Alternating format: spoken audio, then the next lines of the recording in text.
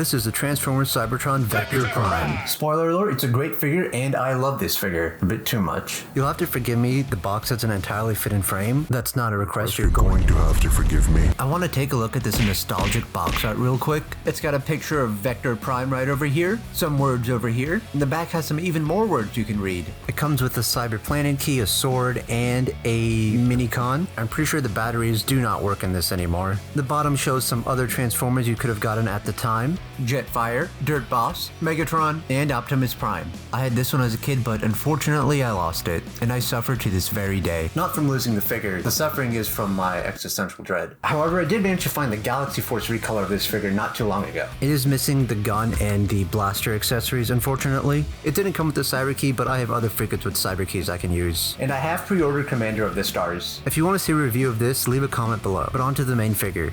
And since this thing is a collector's item, we have to open it up very carefully by stabbing straight through the plastic. Actually, no, I don't think I can do that to this one. And we're just gonna cut these. Probably better to do it from the back.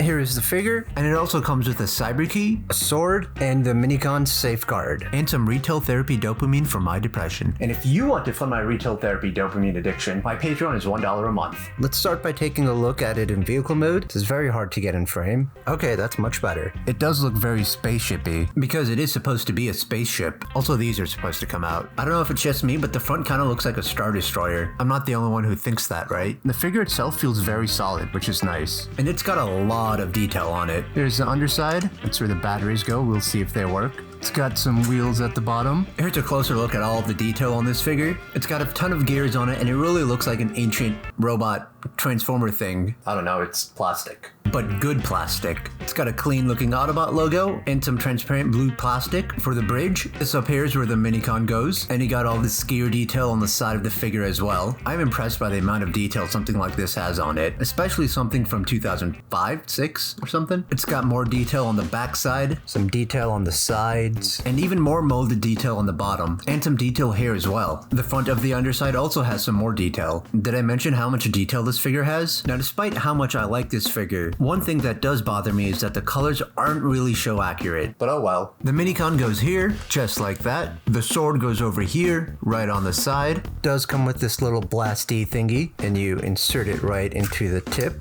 and then you press this button to fire. Amazing. And this right here is where you put the key to activate the sounds, but the batteries are dead. So open it up, and I'm an idiot. Its batteries are not included. It even says it on the box. I guess that's why they teach you to read in school. Let's try these. They're AAA, not AA. I'm an idiot. Okay, these are the right batteries. And hopefully this works? No? Okay. Okay, these batteries might work. Imagine a competent toy reviewer, and then there's me, who eats cardboard. All right, here we go. Well, that was anticlimactic. It is supposed to sound like that, though. I looked at other toy reviews online. Also, this thing is flaking all over the place. Oh, and it's gotten all over my hands now. At least it's not oily like the Jazz figure was. Now let's get to transforming it. Here's that nostalgic instruction booklet. And this thing is super easy to transform. First, close these flaps. Then you want to bring out these legs. Bring out the feet. Then you flip this part over. Bring this down. Same for the other side. Pull the arms out and bring that up. And there you go. Oh. Turn the head around, and there you go. That was literally my first time transforming it, and it was super easy. One negative thing is that this is kind of loose, so it's always going to slide down like that. Now let's take a look at that glorious face of his. My mic fell. My camera fell. Well, that was embarrassing. It never happened. Anyway, let's look at the head. There is a good amount of detail and molding on here. There is so much going on this tiny head. And even in robot mode, the rest of the detail on this figure looks amazing. It really captures how ancient Vector Prime is. And then you can take the sword out. The sword is made of a flexible-like material, and it has some detail on it as well. It looks really good, almost good enough to eat. My intrusive thoughts are winning. Please help. But the sword doesn't really want to stick in the hand very well. Also, I just noticed some paint got on the white part right here. And if you put the Cyber Key in here, it makes the same sounds.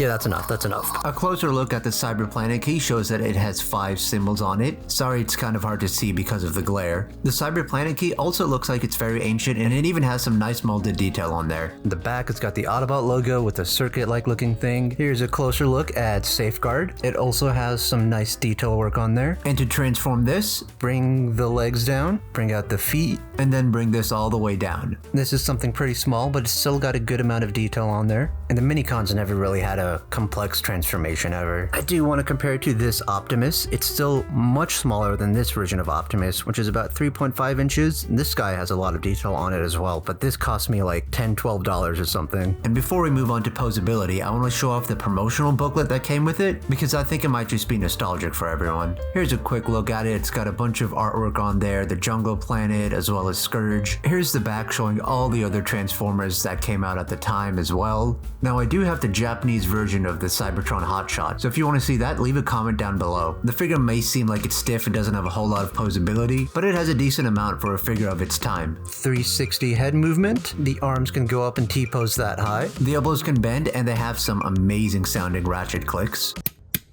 And the arms bend about that much. Ooh.